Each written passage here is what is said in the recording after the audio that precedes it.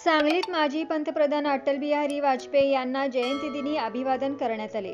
भाजपाकडून सांगली जिल्ह्यात माजी पंतप्रधान अटल बिहारी वाजपेयी यांची जयंती आणि सुशासन दिवस म्हणून साजरा करण्यात आला। संजयनगर परिसरात सुद्धा भाजपाकडून माजी पंतप्रधान अटल बिहारी वाजपेयी यांची जयंती साजरी करत सुशासन दिवस साजरा करण्यात आला। भाजपा शहर जिल्हा उपाध्यक्ष दीपक माने आणि अनुसूचित जाती जमाती शहर जिल्हा उपाध्यक्ष सुजित काटे यांनी या कार्यक्रमाचे आयोजन केले होते।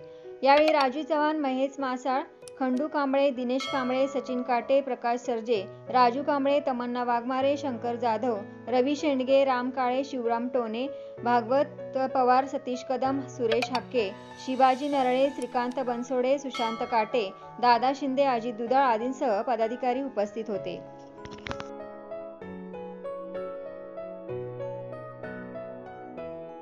भारताचे माजी पंतप्रधान आदरणीय भारतरत्न अटल बिहारी वाजपेयीजी यांची जयंती आज संपूर्ण भारतभर भारतीय जनता पार्टी साजरी करते आहे।